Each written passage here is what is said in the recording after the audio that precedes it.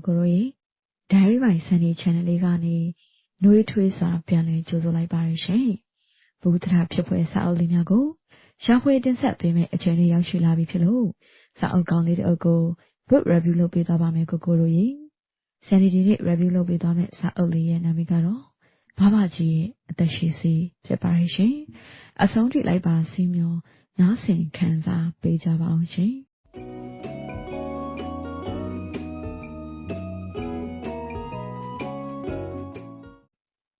မရဘူးထပ်မထုတ်ပေးနိုင်တော့ဘူးအခုနင်းကြိုယူထားတာနှစ်လသာတောင်ရှိပြီပြောလိုက်နေအမိကိုမရတော့ဘူးလို့လက်ကုံမှထပ်ပေးနိုင်မယ်အခုလက်ကုံဖို့နှစ်ပတ်တောင်လိုသေးတယ်မပေးနိုင်ဘူးမျက်နှာငယ်လေးဖြင့်ကျုံမိန်းမပြောသမျှနားထောင်နေတော့ခင်ဝိုင်းကဘာမှပြန်မပြောဘဲခေါင်းသာအသာညိတ်ပြပြသည်ခင်ဝိုင်းတို့မိသားစုအားလုံးအလုတ်လုံးကြတော့လေဘယ်တော့မှလောက်ငါသည်မရှိအခုလေသူ့အမေကသူ့လာကဒလားစာထက်ကြိုထုတ်ခိုင်းသည်ဟုခင်ဝိုင်းကတောင်းသဖြင့်ကျုပ်မိန်းမကမပေးနိုင်ဘူးညင်းနေခြင်းဖြစ်သည်ကျုပ်ဒီတလောက်ခင်ဝိုင်းတို့မိသားစုမှာဖခင်ကစိုက်ကားနှင်းစားတော်လေဒီရသမားသူရှာသည့်ငွေကသူ့အရက်ဖိုးဖြင့်တောင်းမလောက်ချင်းမိခင်ကတော့ခေါင်းရွက်ဓာတ်ထိုးဈေးတယ်ဆိုပေမယ့်ဝင်ငွေကဟုတ်တိပတိမရှိရောင်းမကုန်သည့်ပစ္စည်းပုတ်လို့ပြရသည်နှင့်တခါတရံအရင်ပင်ရှုံးသည်ခင်ဝိုင်းကကျုပ်အိမ်ကအိမ်အကူဆိုပေမယ့်မနှက်လာညပြင်ကျုပ်တို့ကလင်မယားနှစ်ယောက်တည်းဆိုတော့ညအိမ်ညနေလူဘိုခေါ်မထားခြင်းတော့အိမ်မှာမပြီးအိမ်ခင်ဝိုင်းနေသည့်နေရာကလည်းကျုပ်အိမ်နဲ့တိတ်မဝေးဆိုတော့သူ့အတွက်တော့ရလာရအဆင်ပြေတယ်လေဒါနဲ့ပဲမနက်ဆို6နာရီလောက်ခင်ဝိုင်းအိမ်ရောက်လာရှိသမျှအိမ်အလုပ်တွေကျုပ်မိန်းမခိုင်းသမျှလုံးညနေ6နာရီလောက်ဆိုပြန်ရော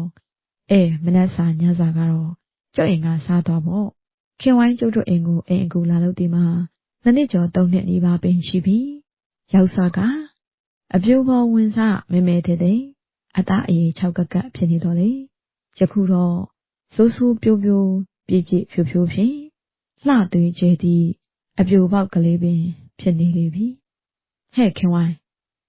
ရှင်ဘဘကြီးဘာခိုင်းစရာရှိလို့လဲလာစမ်းပါဦးနေ့ကငါမေးစရာရှိလို့ခင်ဝိုင်းကကျုပ်အနာခက်ရွလာရတော့ဟဲ့ဟိုတနေ့ကနင်လာကကြိုးထုတ်ချင်လို့ပြောနေတန်းကြလို့အဲ့ဒါနင်အောက်ဆိုင်အလုပ်လေးပါလေးရရင်လုပ်မလားကျုပ်အမေကြောင့်ခင်ဝိုင်းစိတ်ဝင်စားသွားဟန်ဖြင့်ဘာလုပ်လဲဘဘကြီးငါလည်းစဉ်းစားနေတာနင့်ကိုပြောတယ်မပြောတဲ့တော်ကြကြရင်နင်ကငါ့ကိုတမျိုးထင်နေမှလည်းစိုးရသေးတယ်ဟာအလောက်ကလူသိခံလို့မဖြစ်ဘူးတိုးတိတ်လောက်ပါမှာတုံကုန်ပြောရရင်နေမိပါရီတောင်ပြောလို့မဖြစ်ဘူးဘယ်မှာသွားလို့ရမှာမို့လို့လဲဘဘကြီးဘယ်မှမသွားရဘူးငါအိမ်မှာပဲဒါပေမဲ့နင်နှုတ်လုံးမှဖြစ်မယ်နော်နင်လုံနိုင်မယ်ဆိုနင်လုံမလုံနိုင်ဘူးဆိုလည်းဘယ်သူ့ကိုမှမပြောရဘူးနင်ဂရီပေးမယ်ဆိုမှငါအလုပ်အကြောင်းပြောပြမယ်နင်ကငါအတင်းကျပ်မခိုင်းဘူး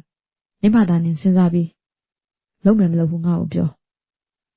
အခုပြောရမှာလားအခုပြောစရာမလိုပါဘူး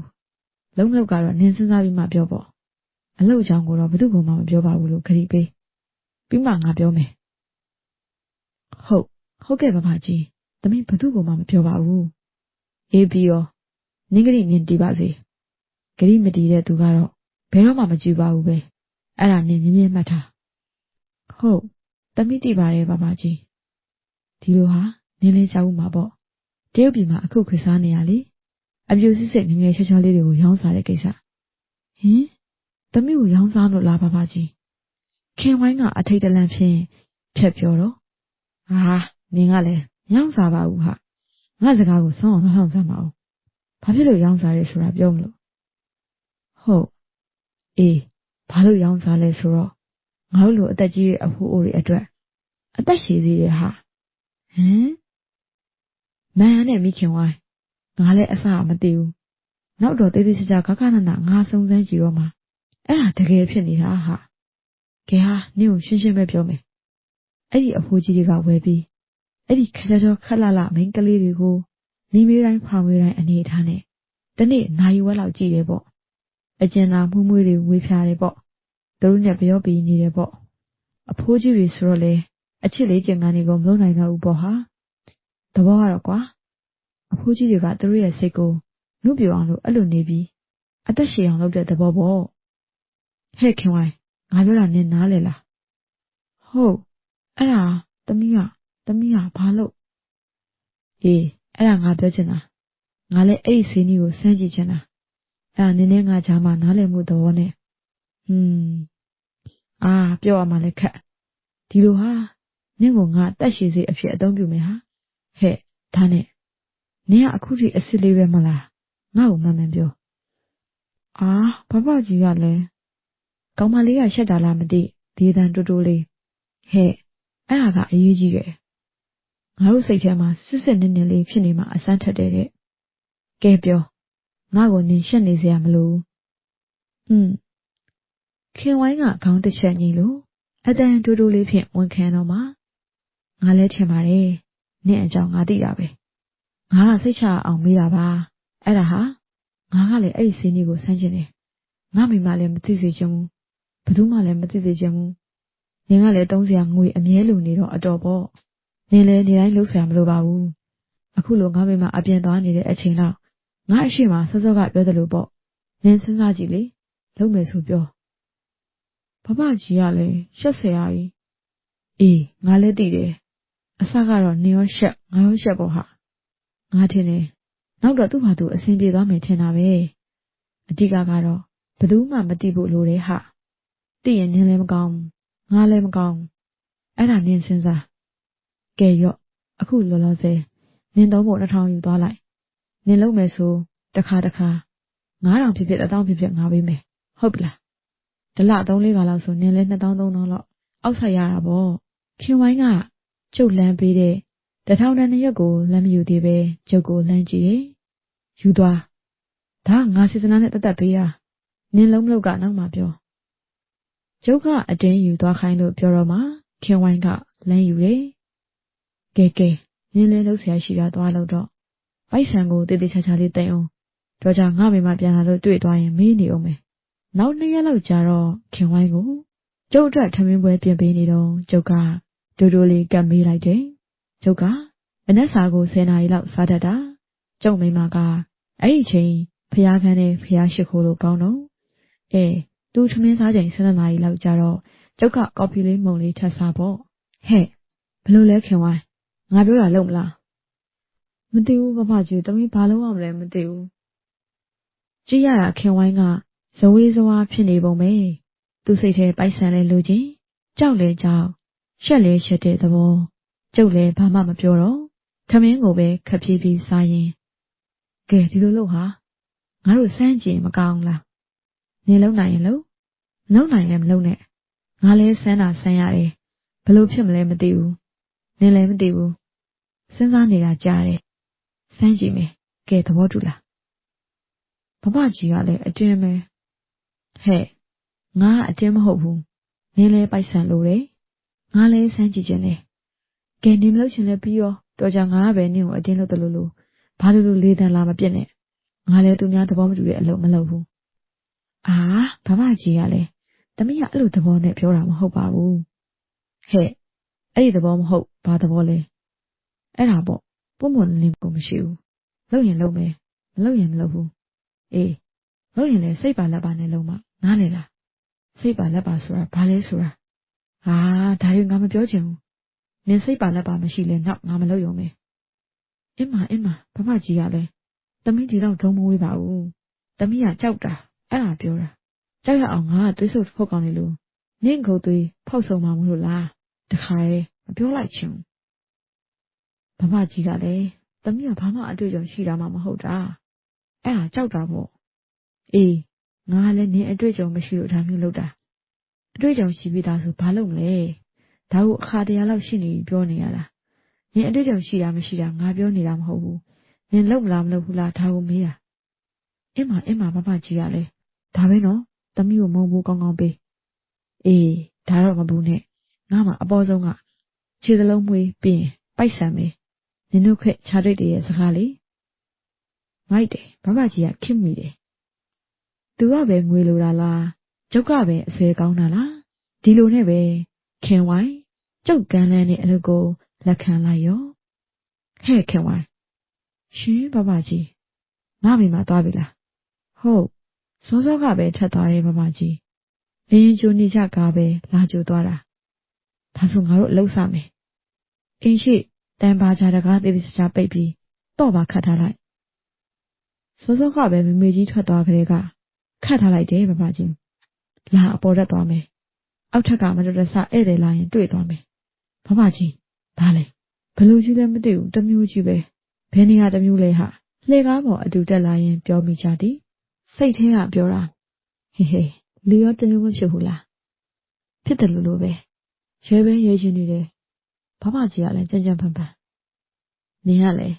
လူဆိုတာဒီလိုပဲပေါ့ဟာအသက်ရှည်အောင်ကြံဖန်နေထိုင်ရတဲ့ဟာရဲမနေနဲ့လာငါပေါ်ထိုင်ခင်ဝိုင်းကကျုပ်အပေါ်တစ်စောင်းလေးဝန်ထိုင်ဖို့လို့တော့နင်ကလည်းမျက်နှာချင်းဆိုင်နေလေထမိန်ကြီးနဲ့တုံနေအောင်အာဘဘကြီးကလည်းတမီးတော့ငဲကြီးတော့မှာပဲနင်ကဘလူလာကြီးမှလည်းပြောပါအောင်ထမိန်ကြီးနဲ့ဆိုတော့ငဲကြီးမှာပေါ့ဒါဆိုလဲမိငွေတိုင်းဖာငွေတိုင်းဟာဘဘကြီးကလည်းခင်ဝိုင်းကရဲရင်ကျုပ်ပြောသလိုကျုပ်ပေါ်ဝန်ထိုင်နေသူ့အသားလေးကတော့အဝန်းသာလာရှေ့တူနင်ကလှတယ်ဟာအရင်ကနဲ့ကိုမတူတော့ဘူးဘဘကြီးထင်လို့ပါထင်တာမဟုတ်ဘူးသိနေတာအသားရည်ကလည်းအိနေတာပဲကျုပ်လက်က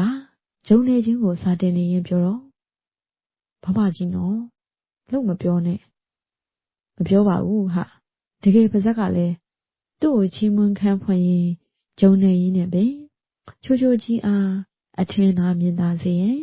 လေ့ကျင့်ခန်းစာတင်လိုက်တော့သည်တကယ်ကိုမှစမ်းချင်းချင်းချိုချိုလေးပါလားငါတော့ကြည်ရင်းနဲ့ကိုနှစ်20လောက်ငယ်သွားသလိုခံစားနေရပြီခင်ဝါကြီးဒီလိုနဲ့ပဲအချစ်လေ့ကျင့်ခန်းအတွက်အစမ်းလေ့ကျင့်ရေးများကိုတဆင့်ချင်းသာစာတင်နေတော့သည်ခင်ဝိုင်းကသူ့အလုပ်ကိုပြပြပြင်းပြင်းလုပ်တာလားဘာလာတော့မသိစေတနာဘလဘဖြင့်အလိုက်တင်ကိုဖြစ်လွန်နေတော့သည်ဘာပဲဖြစ်ဖြစ်သူကစေတနာရှိတော့ကျုပ်အတွက်လောက်ရကိုင်းရဖို့အဆင်ပြေသည်ပြီးတော့ကောင်းမလေးကတိတ်တော်မတုံနည်းနည်းလေးနားမလည်တာကလွဲရင်ပြောရင်သဘောပေါက်လွယ်သည်ကလန်မဆန်လည်းမလို့ပြီးတော့ခင်ဝိုင်းကကျုပ်ကိုရှက်ကိုရှက်ကန်တိတ်မဖြစ်ဒီအချက်ကကျုပ်အတွက်ဘိုးအဆင်ပြေနေသလိုဖြစ်နေသည်ကျုပ်လည်းအပေါ်ပိုင်းလေ့ကျင့်ခန်းများကိုစိတ်ကြည်နဲ့အောင်ကျမကြီးနဲ့ညီအောင်စမ်းစမ်းတမန်ဆောင်ရွက်ပြီးတဲ့အခါမှာတော့ကဲရော့မင်းကိုပိုက်ဆံ1000ငါပေးမယ်ရော့ဟာ15000ယူလိုက်ပိုးပေးလိုက်မယ်ဟေးဒါမှဘဘကြီးပိုက်ဆံကိုတေချာသိမ်းအောင်တော်ကြနင့်အမေတွေ့ပြီးဘဲကရလဲဘာညာမေးနေမယ်သမီးသိပါရဲ့ဖွက်ထားမှာခင်ဝိုင်းကြောင့်ကျမကြီးမကောင်းတာကြားနေပြီဖြစ်တဲ့ကျုပ်ညီလေးတောင်ပြန်လန်းဆန်းတော့ကြအပြိုင်ပြိုင်ထားလာလေတော့သည်ဒါပေမဲ့ကြာတော့မကြမ်းမာနိုင်ပါခင်ဝိုင်းလဲကျုပ်နာကခွာသွားရောသူမဟုတ်တဲ့အတိုင်းပါပဲဒါပေမဲ့မဆိုခင်ဝိုင်းကောင်းမှုနဲ့ကျုပ်တွေ့သွားတယ်လေပြန်လဲနိုးကြလာတယ်ပြောရမယ်ဘလောက်ထိတောင်နိုးကြသွားလဲဆိုတော့အဲ့ဒီညကမမတ်စဖူးတခါမှတောင်ပြန်မစင်စားဖူးခဲ့တယ်ကျောင်းတော့ကအေးစားနဲ့ချိန်တွေ့တဲ့အကြောင်းအိမ်မက်တောင်ပြန်မက်ပါတော့သည်ကျုံမိမကလည်းအိမ်မှာ2ရက်လောက်ငြိမ်နေတော့ကျုပ်အဖို့အသက်ရှည်စီထပ်မီဝဲဖို့အချိန်ဆောင်နေရသေးတယ်သူကလည်း2ရက်ချ3ရက်ချလောက်တခါသူ့တငယ်ချင်းတစုနဲ့အပြင်းပြေမာကြောက်သွားကစားတတ်တယ်ကြီးကတော့မများပါဘူးအရှုံးအနိုင်3-4ထောင်တော့ပေါ့ဒါကလည်းသူ့အတွက်အသက်ရှည်သေးတယ်မျိုးလို့ပြောလို့ရတာပေါ့ဒါကတော့သူ့ဝါသနာကျုပ်ကတော့ဒါမျိုးတွေဝါသနာတော့မပါဘူးကျုပ်ဝါသနာပါတာကမိမကိစ္စအခုအသက်အရွယ်ထိကျုပ်ကမိမနဲ့ပတ်သက်ရင်နာမည်ပြမရှိဘဲနေခဲ့ပြီမြင်ကျုပ်အရင်ကတိုးတိုးတိတ်တိတ်ရှုပ်ထားတာငဲမနေပဲပြောရရင်ကျုပ်ကအဲ့ဒီကိစ္စမှာဘာရမီပဲထူးနေလို့လားမသိကျုပ်ရှုပ်သမျှကြီးကြီးကျယ်ကျယ်ဝေဒနာကိုမထက်ခဲ့ဘူးကုန်းကုန်းပြောရရင် ကျုပ်ရှုပ်ခဲ့တဲ့အလုံးကျုပ်မိမတောင်မသိခဲ့ဘူးဒါကြောင့်လေကျုပ်ကိုလူရိုးလူကောင်းကြီးလိုပဲသဘောထားပြီးအပြိုပေါက်အိမ်အကူမလေးနဲ့နှစ်ယောက်ထဲထားပြီးသူ့အသက်ရှည်စေးသူသွားရှာနေတာပေါ့ကျုပ်အချင်းကလေသူမြသားသမီးကိုလိန်လဲစားပြီးမရှုပ်တတ်ဘူးဗျကျုပ်အခြေအနေအမှန်ကိုပုံမလင်းပြောပြီးနှစ်ဦးသဘောတူနားလည်မှုနဲ့ပဲသွားခဲ့တာကံကြုံလို့ဆုံးခဲ့တဲ့သဘောပေါ့အချိန်တန်ရင်သူ့လန်းသူသွားကိုလန်းကိုသွားကြရမယ်ဆိုတာကိုတိတိကြီးနဲ့အမားလန်းကြောင်းနဲ့စတိုးခဲ့တဲ့အဖြစ်မျိုးကြီးကျုပ်ဖန်တီးခဲ့တာပြီးတော့ကျုပ်ကလည်းသူများသားသမီးကိုအလကားစားရတယ်ဆိုတဲ့ဒီကူကောင်စိတ်နဲ့မစားခဲ့ပါဘူးတကယ်ကိုစေတနာအပြည့်နဲ့ကျုပ်လည်းတနိုင်တဲ့ဘက်ကသူတို့ကိုပြန်ကူညီခဲ့တာဆိုတော့လမ်းခွဲသွားလေတချို့အမျိုးသမီးတွေဆိုကျုပ်ကိုကျေးဇူးတောင်းတင်လို့ပြောရင်ကြွားတယ်ထင်မယ်ကျုပ်နဲ့ဖြစ်ခဲ့ပြီးကျုပ်ကူလို့အခုချိန်မှာကိုယ်ပိုင်အလုံးနဲ့တကယ်ကိုချမ်းချမ်းသာသာဖြစ်နေပြီအပြိုကြီးနာမည်ခံထားတဲ့အသက်၅ထိပ်စီအရွယ်3-4ယောက်ရှိတယ်ဆိုခမရတို့ယုံမှာမဟုတ်ဘူးကျုပ်အသက်တောင်မှအခုအသက်က6ထိပ်စီဖြစ်နေပြီဆိုတော့သူတို့ကဒီအရွယ်ရောက်ပြီပေါ့သူတို့ကကျုပ်အတွက်ဆိုအချိန်မရင်ကျေးဇူးပြန်ဆက်ဖို့အစဉ်နဲ့ရှိတယ်ဆိုတာအခုထိကျုပ်ကိုတွေ့ရင်ပြောတော့အခုလေခင်ဝိုင်းတဲ့ကိစ္စကကျုပ်ပြင်းလို့ဆက်စော်တဲ့ကိစ္စဆက်စော်ရဲဆိုပေမယ့်အနေကြတော့ကောင်းမလေးကိုကျုပ်မျက်စိရဲ့သဘောကျလာလဲပါတယ်သူ့ကိုကူညီနေတာလဲပါတယ်ပေါ့ကျုပ်အသက်အရွယ်နဲ့ဒီကိစ္စကအဓိကအရေးမကြီးပေမယ့်တရားမှုကိုတော့ကျုပ်ဝါဒနာအရလိုချင်သေးတဲ့သဘောနောက်ပြီးကျုပ်ကဒီ3နှစ်လောက်အတွင်းမှာလုပ်ငန်းတွေအကုန်နီးနီးလောက်ရပ်လိုက်ပြီးအငြိမ်းစားယူလိုက်တာကြောင့်တနေ့ပြင်းနေတာကလည်းပါတာပေါ့သူကပြင်းနေတာနဲ့ခင်ဝိုင်းရဲ့ဘဝအခြေအနေရဲ့တနေ့တခြားဆိုပြေလာတဲ့သူအလားရဲ့ကျုပ်ဝါဒနာရဲ့ပေါင်းဆက်ပြီးကောင်းမလေးကိုလူတစ်လုံးသူတစ်လုံးဖြစ်အောင်ကူညီဖို့ဆုံးဖြတ်လိုက်တာပါပဲကူညီတယ်ဆိုပေမဲ့ကျုပ်ရဲ့ဝတီကိုကလူတယောက်ကိုအလကားမကူညီတတ်ဘူးဗျာအတ္တဆန်နဲ့ပြောချင်ပြောအကျင့်ရုပ်တယ်ပြောချင်ပြောကျုပ်ကလူတစ်မျိုးလူတယောက်အပေါ်ဘာအကျိုးမှမမျှော်ကိုပဲစေတနာထားတာမျိုးကျုံမလုပ်တတ်ဘူးကျုပ်ရဲ့သဘောကငါမင်းအပေါ်စေတနာရှိတယ်မင်းလည်းငါအပေါ်စေတနာပြန်ရှိတတ်နိုင်တဲ့ဘက်ကစေတနာပြန်ထားတာမျိုးကိုလိုချင်တာကျုပ်အပေါ်စေတနာပြန်မရှိလို့ကတော့တခါစားပေါ့ကျုပ်ကပြန်လက်မကြည့်တတ်တဲ့လူစားမျိုးပါခင်ဝိုင်းနဲ့ဇလန်ပြန်ဆက်ရရင်ဗြဟ္မတရဲ့အခြေအနေရတော့သူလည်းကျုပ်ဘောစေတနာထားရဆိုတာတွေ့လိုက်ရတယ်ဗျာဘုဒ္ဓတာကလည်းမရှိတော့ဒီကိစ္စကိုနားမလည်တယ်လို့ဖြစ်နေပြီမယ်ကျုပ်လည်းရက်ကိုမငင်းမဆန်ပဲစေတနာပြန်ထားတာကျုပ်စီကရမယ်ငွေကြောင့်လက်သက်လို့တော့ပြောလို့မရဘူးဗျာခင်ဝိုင်းကငွေလိုချင်နေဆိုတာမှန်ပေမယ့်သူ့ရဲ့အမူအရာနဲ့အပြောဆိုကသူ့ကိုယ်သူရောင်းစားနေတဲ့သဘောမျိုးမရှိဘူးဆိုတာကျုပ်ရိပ်မိတယ်ဘာကြောင့်လဲဆိုတော့ကျုပ်ရဲ့လုပ်ရက်ကိုသူကောင်းကောင်းသဘောကျသွားတယ်ဆိုတာကျုပ်သိလိုက်တာမှုပဲထိချင်းတွေးချင်းကြောင့်တားရတယ်ဆိုပေမယ့်လူတယောက်အပေါ်ကိုမနစ်သက်ရင်ဘလောက်ထိချင်းတွေ့ချင်းရှိပါစေတရားမှုကဘလို့ဖြစ်လာမယ်ရွှင်ရှာပြီးအော်ကလေးစမ်းနေမှာပေါ့ခင်ဝိုင်းကျုပ်အပေါ်သူစနာရှိရဆိုတာပေါ်လွန်နေတာပဲပို့ပြီးတေချာသွားတဲ့အချက်ကနောက်တစ်နေ့မှာသူကျုပ်ကိုဆက်ဆံတဲ့ပုံစံပြောင်းလာတာသတိထားမိလိုက်တယ်အရင်လိုခက်တန်းတန်းမဟုတ်တော့ပဲပို့ပြီးရင်းနေလာတယ်လို့ပဲကျုပ်မိမရှိမှတော့မဟုတ်ဘူးဗျာကျုပ်စကားပြောချင်ရင်သိတယ်ခင်ဝိုင်း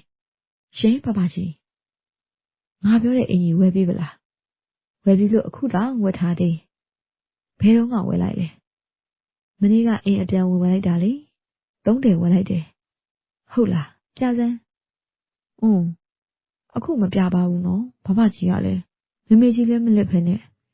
လက်ပါတယ်ဟာသူ့ဘောမှာဖျားရှိခိုးနေတဲ့ဟာနင်မဝယ်ရသေးပါဘူးငါ့ကိုလာပြောနေခင်ဝိုင်းကသမင်းစားကန်တွေကနေအပြင်ကိုဟိုကြည့်ဒီကြီးနဲ့ချောင်းကြည့်ပြီးကျုပ်ပတ်လှဲလို့ရုတ်တရက်ဝယ်ထားကြောင်းတက်သေးပြလိုက်တော့သည်ကဲတွေ့ပြီလားတခါတည်းလူကိုမယုံသလိုဘာလို့နဲ့ယုံပါတယ်ဟာငါကြည့်ချင်လို့တမင်ပြောတာဘဘကြီးကတော့အော်ခင်ဝိုင်းရှင်နေရချိုးရင်ဆက်ပြမှုနဲ့တခြားချိုးသိလားဘာလို့လဲဘဘကြီးသမီးကနန်းနေလို့လားဟဲနန်းနေရင်ငါအသက်ရှည်စီကမဆမ်းပါဆိုလို့ဟာ သမီးတိပါတယ်ဘဘကြီးရလဲအကုန်လျှောက်ပြောနေရပဲရှက်စရာကြီးပြောဆူခင်ဝိုင်းကျုပ်အနာကပြေးပါလေရောကျုပ်အိမ်ရှိဧကန်းမှာထိုင်ရင်တီဗီက channel တွေဟိုပြောင်းတီပြောင်းပြောင်းရင်မိမနဲ့ဘာညာစကားပြောနေတော့အပြင်ကတီနဲ့ဝန်တန်ကြတော့ကျုပ်မိမစီမဟဲ့ခင်ဝိုင်းတကားလာပိတ်ထားတော့ငါသွားတော့မယ်လို့အတန်ထွက်လာတယ်အိမ်ရှိမှာနှစ်ယောက်အတူတူဟိုတီပြောရင်ကားလာကြတော့ကျုပ်ထားပိတ်ရင်ရရဲ့သားနဲ့နောက်ဖေးကခင်ဝိုင်းကိုလမ်းអော်ခိုင်းနေဒီလိုပဲကျုပ်မိမကယောက်ျားကိုတေးသေးမမခိုင်းတယ်သူများကိုခိုင်းတာအကျင့်ကဖြစ်နေပြီဒါကြောင့်သူလက်တိုလက်တောင်းခိုင်းဖို့အိမ်မအိမ်အကူမရှိလို့မဖြစ်ရှင်လာပြီမိမိကြီးဆိုပြီးနောက်ဖေးကခင်ဝိုင်းအပြေးထွက်လာသည်ပြီးတော့အပြင်ထွက်သွားတဲ့ကျုပ်မိမကိုတကားဘက်ကစောင့်ကြည့်ပြီးကျုပ်မိမကိုလာကြိုသည့်ကားထွက်သွားမှတန်ပါကြတကားကိုသိလို့တော့ကိုခတ်လိုက်သည်ကျုံမကကားရှိပေမဲ့အခုအသက်ကြီးလာတော့သိမမောင်းတော့ဒရိုင်ဘာလည်းမခေါ်ချင်းမိမကတော့အရင်ကလေးကမမောင်းအရင်ကြိုနေတဲ့ကားပဲလားဟုတ်ဘဘကြီးကဲညက်တော့သွားပြီဆိုတော့ငါအသက်ရှည်စီစမယ်ကျုပ်ပြောလိုက်တော့သူသိတယ်ဆိုတဲ့သဘောနဲ့ကျုပ်ကိုကြည့်ရင်ရေတယ်ခဏလေးတော့ဘဘကြီးသမီးအဝတ်ရော်စားတဲ့ထည့်နေတာခလုတ်ဖွင့်အောင်မယ်ပြီးရင်အပေါ်လိုက်ခဲ့ဟုတ်ပြောဆူနောက်ဖက်ပြေးဝင်သွားပြီးခင်ဝိုင်းကိုကြည့်ပြီးပြောဆူနောက်ဖေးဘက်ပြေးပြီးဝင်သွားတဲ့ခင်ဝိုင်းကိုကြည့်ပြီးကောင်းမလေးကျုပ်အပေါ်စေတနာရှိတယ်ဆိုတာပိုသေးချသွားတယ်စေတနာသာမရှိလို့ကတော့ရသမျှအချိန်ဆွဲပြီးပေကက်ကက်နဲ့နေမှာဆိုတာအတွေ့အကြုံများတဲ့ကျုပ်ကောင်းကောင်းသိနေတယ်လေအပေါ်ထက်ကျုပ်ထိုင်နေကြဆိုပါပေါ်ထိုင်ပြီးမကြဘူးခင်ဝိုင်းလေကားဝါမှပေါ်လာရင်မျက်နှာကပြုံးစီနေကျုပ်နဲ့တွေ့ရတာပြောနေတာလားကျုပ်စီကသူ့အတွက်ရေးစရာဖြစ်နေရလားတော့မသိဘာပဲဖြစ်ဖြစ်စူပုတ်နေတာထက်ဆိုင်ရင်တော့အများကြီးကောင်းတာပေါ့လာခဲ့ကျုပ်ခေါ်လိုက်တော့ခင်ဝိုင်းကသူ့ထမင်းကိုအတာမကအရင်တစ်ခေါက်ကလိုပဲထိုင်ပါသည်လူကပြုံးစီနေအတန်ထက်မရေုံတမင်ကျုပ်လည်းသူ့ကိုကြည့်ပြီးအပျော်ထွက်ကူသွားတာလားမသိတဟားရေတော့သူကလည်းတခိခိနဲ့အတန်ထွက်ရဲတယ်ပြီးတော့ဘဘကြီးနော်နင်ကပြုံးစီလုံးနေတာကိုငါရဲမှာပေါ့ပါဇက်ကပြောပေမဲ့လက်ကထုံးစံအတိုင်းအချစ်စစ်တလင်းချိုးတွေစီစတင်တက်လှမ်းมาတော့သည်အသက်ရှည်စီရင်ကျမကြီးလေ့ကျင့်ခန်းများကိုတဆင့်ချင်းစတင်ချီတက်ပါတော့သည်ခင်ဝိုင်းလေးခမများလဲအရွယ်နဲ့မလိုက်အောင်သူတပြန်ငါတလဲနဲ့ခမများတို့သာမြင်အောင်ကြည့်ပါတော့ကျုပ်ညီလေးနဲ့လေသူ့ကိုမတိမတာမိတ်ဆက်ပေးနေပါသည်ခမများတို့လည်းသိကြမှာပါလူတိုင်းကအသွေးအသားနဲ့တိဆောက်ထားတာသူလဲလူငယ်လေးဗျာဘယ်ရပါမလဲနတ်ဘူးတလို့အယောင်ယောင်အမမတွေဖြစ်လို့နေပါပြီခင်ဝိုင်းငါပြောမလို့မင်းကိုပြောရမှလဲအားလဲနိုင်ဒါပေမဲ့မပြောရင်လည်းမဖြစ်ပြန်ဘူးဟာဘာလဲရင်ဘဘကြီးခင်ဝိုင်းကိုပိုက်ဆံပေးတာများနေလို့လားဟာမင်းကလည်းပိုက်ဆံကိစ္စမဟုတ်ပါဘူးဟာပိုက်ဆံကအရေးမကြီးပါဘူးငါပေးနိုင်လို့ပေးတာငါပြောမှာအသက်ရှည်စေကိစ္စအသက်ရှည်စေကဘာဖြစ်လို့လဲမဆန်းတော့လို့လားဟာနင်ကလည်းပြောလိုက်ရင်တလွဲစွမ်းတာပေါ့အရင်ကထက်တောင်ဟိုဟာဖြစ်တဲ့အချိန်ကြာလာတဲ့ဟာဒီမှာအခုထိဖြစ်နေတော့နင်သတိမထားမိဘူးလားခင်ဝိုင်းမတည်ပဲနေမှာမဟုတ်ဒါဆိုဘာလဲဘဘကြီးပြောပါသမီးကိုအားမနာပါနဲ့နင်လည်းသိမှာပေါ့အသက်ရှည်စေကမိမျိုးတိုင်းဖာမေတိုင်းကြည့်တာလဲပါတယ်လေဟာခင်ဝိုင်းကရှက်တာလားဘာလားတော့မသိကနေဖြစ်နေပြီမေတိတ်ပြီးရှက်ရအောင်မပြဟုတ်တယ်ဟာငါအားနာနေပြီပြောမထွက်လို့ဒါပေမဲ့ဟာမပြောရင်လည်းမရဘူးအခုဆေးကဆန်းနေတော့သူ့နေ့အတိုင်းလုံးမှအဆန်းကပိုထက်မှာမို့လို့အားနာနာပဲပြောရတာခင်ဝိုင်းကဘာမှပြန်မပြောပဲကျုပ်ရင်ခွန်းနဲ့သူ့မျက်နှာအပ်လိုက်တယ်ကျုပ်ကလည်းသူ့ကြောကိုခပ်ဖွားဖွားလေးဂျုံနေပေးနေမိတယ်ခဏကြာမှတူတူလေးတော့ကြာဘဘကြီးသမီးကိုမတရီရင်ဘယ်လိုလုပ်မလဲဒီလိုနဲ့ပဲကျမ်းမာခြင်းအစဉ်တွေကို ဒီလိုနဲ့ပဲကျမ်းမာခြင်းအစဉ်တွေကိုတဆင့်ချင်းသာတက်လန်းနေကြပါတော့သည်ကျွမ်းကျင်မှုနဲ့ငရေမှုစုံတဲ့အခါနောက်ဆုံးမှာတော့ရှားအစွမ်းနေအထိပါကုန်ရပါတော့သည်ဒီလိုနဲ့အသက်ရှင်စီကိုရချားဆိုသလိုမိဝဲနေရင်နေထိုင်လာကြပါတော့သည်ခင်ဝိုင်းနဲ့ကြုတ်ကြမှာအသက်ရှင်စီမိဝဲတဲ့ကိစ္စကတော့အဆင့်ကုန်နေပြီဗျသူ့စီကထွက်တဲ့အသက်ရှင်စီမှန်တယ်ဗျကြုတ်တော့နေတာကိုသူ့စီကနောက်ဆုံးအဆင့်အသက်ရှင်စီကိုတော့မတောက်ခင်ကလေးကအစပြိုထားတာဆိုတော့တကယ်အခွင့်အရေးရတာနဲ့စားလိုက်ရုံပဲစီးရုံနေစရာတောင်မလိုတော့ဘူးနှစ်ယောက်စလုံးကလည်းလေ့ကျင့်ခန်းအစ်စ်ကိုစတင်ခြင်းနေပြီလေအသက်ရှင်လေ့ကျင့်ခန်းစခြင်းနေပါရဲ့ဆိုမှကျုပ်မိမကလည်းအဲ့ဒီအပတ်ကလူမစုံလို့ဆိုလား၄ရက်လောက်မကြောက်ဝိုင်းမသွားတော့ကျုပ်လည်းလှိမ့်ပိတ်အောင်နေရတာလူကစားခြင်းနေပြီခင်ဝိုင်းကိုတော့လစ်ရင်လစ်တယ်လို့ကျုပ်ကအပြောနဲ့နူးနေတာအခွင့်အရေးရတာနဲ့ဘာပြောကောင်းမလဲမိကောင်ပေါက်ကလေးကိုလေ့ကျင့်ခန်းအစုံကိုဆရာဆောင်မချင်းကျမ်းမာစေရင်တင်ပေးဖြစ်နေပါတော့သည်ဘာစကားမှပြောမနေတော့ဘူးငင်ငါပေးတဲ့ပိုက်ဆံကြီးစုထားတာဘယ်လောက်ရပြီလဲ3,600,000တောင်ရှိနေပြီဖဖကြီးရဲ့ဒါတောင်ကျုပ်က9,000ပေးလိုက်1,000ပေးလိုက်နေအခုနောက်ပိုင်းအချစ်ရီတောက်တော့မှ1,000လောက်ပုံမှန်ပေးဖြစ်တာဟာအများကြီးရနေပြီပဲမများသေးပါဘူးဖဖကြီးကသမီးလှုပ်ချင်တာနဲ့မလောက်သေးဘူးကဲဒါဆိုပြောပါဦးဘာလှုပ်ချင်လဲဆိုတာကျုပ်လေခင်ဝိုင်းကဘာလှုပ်ချင်လဲမေးကြည့်တာပေါ့ဒီတော့ခင်ဝိုင်းကပြောပြတယ်သူ့အမေကိုဈေးထဲမှာဟင်းသီးဟင်းရွက်ရောင်းတဲ့ကုန်စိမ်းဆိုင်လေးဖွင့်ပေးလို့တယ်အခုကဈေးပန်းနဲ့ရောင်းရတာဆိုတော့နေရာအတိအကျလည်းမရှိဈေးထဲကဆိုင်ကပဲတဆင့်ပြန်ဝယ်ရောင်းရတော့အမြတ်လည်းနေတဲ့အပြင်ရောင်းမကုန်ရင်လည်းရှုံးတာပေါ့ဒါကြောင့်ဈေးထဲမှာနေရာတက်မမှတ်ဆိုင်ခန်းလေးရရင်ဘိုးအဆင်ပြေမဲ့အကြောင်းနောက်ပြီးသူ့အဖေကသူများစီကစိုက်ကငားနေရတော့အုံနာကပေးရတာနဲ့သူ့အရက်တောက်တာနဲ့ပိုက်ဆံတော့မကြမ်းဘူးပေါ့အဲ့ဒါကိုပိုင်စိုက်ကားဆိုအုံနာကပေးရလေတသားပဲသူ့အဖေမနေနိုင်ရင်လေသူများကိုငှားစားလို့ရတယ်ပေါ့သူ့အစီအစဉ်ကိုပြောပြတယ်ခင်ဝိုင်းကတော်သားပဲသူနိုင်တဲ့ဘက်ကအစီအစဉ်လုပ်တတ်တယ်ဒီတော့ကျုပ်ကလည်းခင်ဝိုင်းအပြောကိုနားထောင်ပြီးကျုပ်တွက်ခင်းနဲ့ကျုပ်ခက်မြန်မြန်ပဲတွက်ချက်လိုက်ပြီးသူ့ကိုပြောလိုက်တယ်နင်ပြောပုံဆို10,000လောက်လူမယ်ဟာစိုက်ကားကလိုင်စင်နဲ့ဆို6 သိန်းလောက်ထားဟင်းသီးဟင်းရွက်ဆိုင်ကန်လေးက3-4 သိန်းလောက်တော့ရှိမယ်ထင်တယ်ဟာဟုတ်တယ်ဖဖကြီးတနေ့လောက်နေရင်တော့ဖဖကြီးပေးတာစူတာနဲ့ပြည့်မယ်ထင်တယ်အေးဒီလိုလို့ငါ10 သိန်းပေးမယ်ဟာအေးတကယ်ကြီးလားအခုပေးမလို့လားအေးပေါ်ဟာငါအလိုကိုအကုန်လိုက်ရင်ပေးမယ်ဖဖကြီးကလည်းအခုလေဖဖကြီးအလိုအကုန်လိုက်နေတာပဲအေးလေငါသိပါတယ်ဒါမဲ့ငါအခုနင်သိတဲ့အတိုင်းလူငယ်လေးလိုဖြစ်နေပြီဟာဒီတော့အချစ်လေးချင်းကအစ်စ်ကြီးကိုစတင်ကြမယ်ဘဘကြီးကလည်း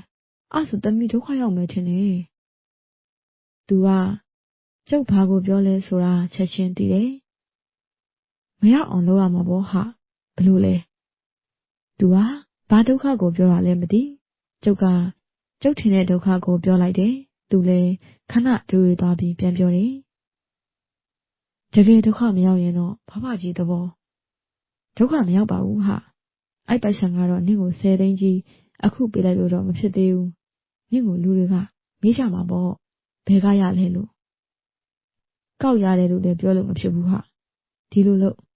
10 သိန်းကိုထီဖွင့်တဲ့အခါကျနင့်ကို10 သိန်းစုပေါက်တဲ့ထီလမ်းမငါပေးမယ်ဒါဆိုနင်ကအဲ့လူတွေကိုထီပေါက်ပြီးပိုက်ဆံရတယ်ပြောမကောင်းဘူးလားအခုထီဖွင့်ဖို့တလားလောက်ပဲလိုတော့တယ်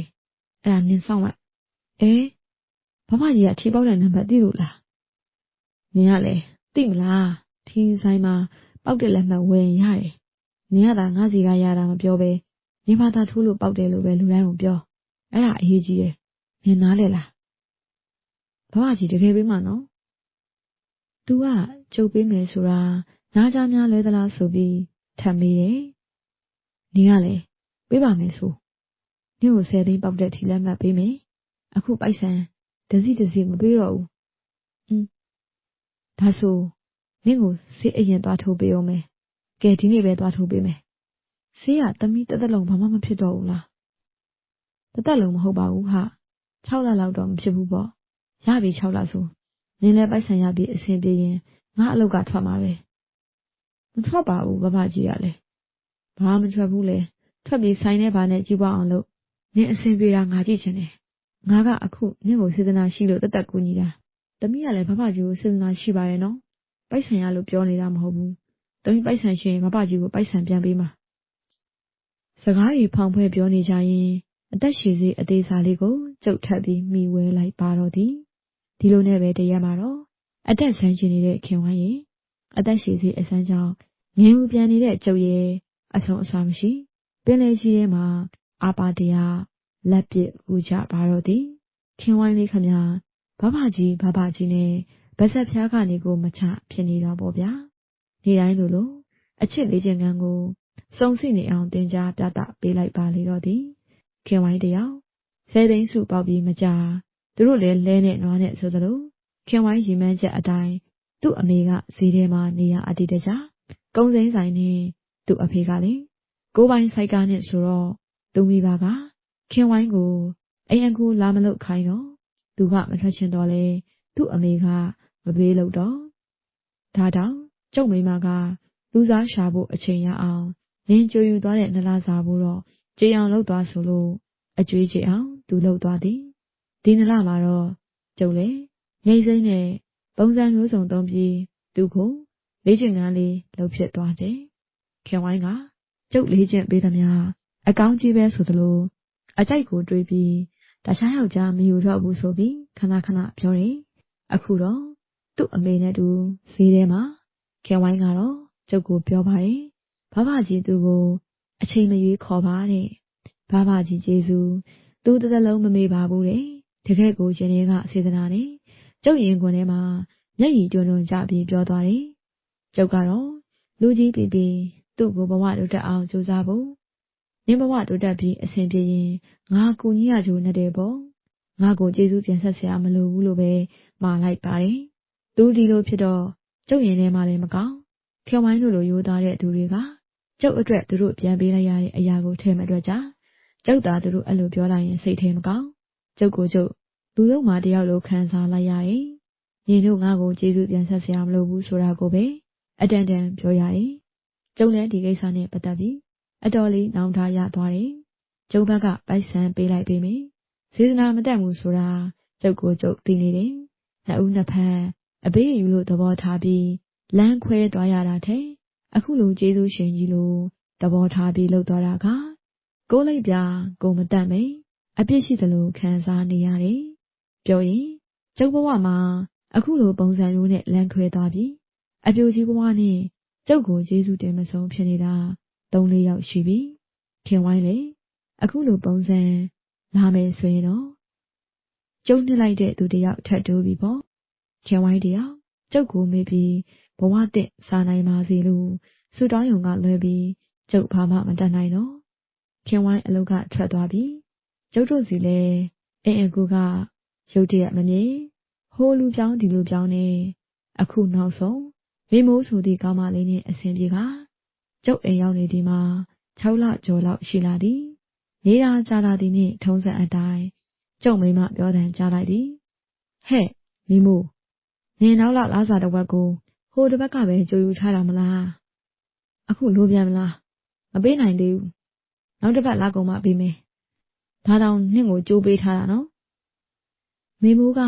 သူ့အမေဆေးဖို့အတွက်ငွေလိုလို့ကျုပ်မိမစီမှာနောက်လာစားတစ်ဝက်ကြိုထုတ်သည်ကိုကျုပ်မိမကပြောနေခြင်းဖြစ်သည်သူတို့ကနေတာကြာလာသည်နှင့်လာစားကတဖြည်းဖြည်းကြိုထုတ်လာသည်မိမိုးကအမေတစ်ခုသမီးတစ်ခုသူ့အမေလူမမာကိုလှုပ်ကြွေးနေရသည်သူရသည့်လာကသူ့အမေဆေးဖို့ရဲ့စားဖို့ရဲ့နှင့်လောင်ငါသည်မရှိဒါတောင်သူကကျုပ်အိမ်မှာစားလို့ကျုပ်တို့ကလည်းသူ့အမေမကြမ်းမာတာသိတော့ပိုးတဲ့ထမင်းဟင်းကိုသူ့ကိုပေးလိုက်တာကများတယ်မိမိုးပုံစံကပြောရရင်ခင်ဝိုင်းထက်တာတယ်အသားအေကစားမိမိုးကပူဝင်းသည်အိမ်မှာအဝတ်လျှော်ဆက်ရှိပေမဲ့ကျုံမိမကသူ့ထမိန်နဲ့အတွင်းကန်ကို အဝိလျှော်စက်ထဲမလျှော်ခိုင်းအိမ်အကူကိုပဲလျှော်ခိုင်းသည်အဝိချင်းတူတော့လေအဝိလျှော်စက်ကကျုပ်အင်ကြီးလေးလျှော်တာမို့တစ်ဆက်ထဲအတူမလျှော်ချင်တာလည်းပါသည်ရေမိုးနဲ့ရှင်လိုက်လျင်ခင်ဝိုင်းကတောင်ခံမရင်ဖြစ်သွားသည်ဒီလိုနဲ့ကျုံမိမထုံးစံအတိုင်းအပြင်ထွက်သည့်နေကြတော့ဟဲ့မေမိုးရှင်ဘာဘာကြီးလာပါအောင်ဟာဟိုတနေ့ကနေငါမိမကိုပြောနေတယ်ကြားတယ်ညအမေအတွက်ဆေးဖို့လိုတယ်ဆိုဟုတ်ကဲ့ဘာဘာကြီးအမေကအခုတလောကျမ်းမာရေးမကောင်းလို့ကဲဒါဆိုလဲရော့2000ညအမေဆေးဖို့ငါပေးတယ်လို့ညအထော်ကိုသွားမပြောနဲ့အဲ့ဒါနင်းလာကနဲ့မဆိုင်ဘူးငါတသက်ညကိုတနာလို့ပေးတာကျုပ်ပေးတဲ့ငွေကိုမိမိုးကရုတ်တရက်လက်မယူမယုံနိုင်သလိုကျုပ်ကိုကြည်နေသည်ယူပါဟာငါစေတနာနဲ့ပေးတာပြီးတော့ငါခြေစလုံးနည်းနည်းနှိပ်ပြီးအသက်ကြီးလာလို့လားမသိဘူးအခုတလောဟိုကညောင်းလိုက်ဒီကညောင်းလိုက်နဲ့ငါကိုနှိပ်ပေးလို့မိုးပေးတယ်ဆိုပြီးသဘောထားပြီးယူရော့ကျုပ်ပြောလိုက်တော့မိမိုးကဟိုလေးဘာကြီးအမေစီဖို့က9000လောက်ကြာမှာအဲ့ဒါကဲ9000ဆိုလဲ9000ယူရော့ငါ့ကိုသာကောင်းကောင်းနှိပ်ပေးမယ်ဘာကြီးသမီးကောင်းကောင်းနှိပ်တတ်တယ်ပြီးတော့အပူလဲထုတ်ပေးမယ်ကျုပ်ပေးတဲ့ပိုက်ဆံကိုမိမိုးကလမ်းယူပြီးရင်ဘတ်ကြားထဲကလှမ်းပြောသည်ကောင်းမလေးကကျုပ်ကိုစေတနာရှိရလားငွေရလို့လားမသိရိုးသားပုံစံနဲ့ဒီလိုကြတတ်လက်တော့ရှိတာကျုပ်ထင်သလောက်စီယုံရတာမခံအေးကောင်းတယ်ငါလည်းအနှိမ့်မခံရတာကြာပြီနင်းနှိပ်တာစိမ့်နဲ့ခံလိုက်အောင်မယ်ဒါဆိုဘာကြီးအိယာပေါ်မှာပဲနှိပ်ပေးမယ်လေကောင်းကောင်းစိန်ခံပြီးတော့တရစ်အိတ်လိုက်ပေါ့အေးကောင်းတယ်လာအောက်မှာတကားတော့ခတ်ထားတယ်ဘာကြီးမေမိုးကိုကြည့်ရင်ဒီတခါတော့ခင်ဝိုင်းလိုမဖြစ်အောင်လုံးမဖြစ်မယ်လို့ကျုပ်စဉ်းစားလိုက်သည်စဉ်းစားရတယ်ဘယ်လိုလုပ်ရမှန်းမသိကျုပ်ဆိုတဲ့ကောင်ကလည်းအမတ်သေးချေမရှိခွေးမီးကကြည်တော့ဆွေစေတနာကခံများသူတို့ကလည်းကျုပ်အပေါ်ဆိုစေတနာကများဘယ်ဘဝကကုသိုလ်လဲတော့မသိပါကဲကိုတို့ရေဇန်နီ review လုပ်ပေးခဲ့တဲ့စာအုပ်လေးကတော့ဒီနေရာမှာပဲအဆုံးသတ်သွားခဲ့ပါပြီနော်အသိပညာဘုဒ္ဓအလေးများဒိုးမစေမဲ့စာအုပ်ကောင်းလေးများကိုထပ်မံပြီး review ကောင်းလုပ်ပေးသွားအောင်မှာဖြစ်လို့ဇန်နီရဲ့ channel လေးကို like and subscribe လေးလုပ်ပြီး share ပေးပြီးစောင့်မျှော်ကြည့်ရှုအားပေးကြပါအောင်နော်အားလုံးကိုအရန်ချစ်ပါတယ်ရှင်တတာ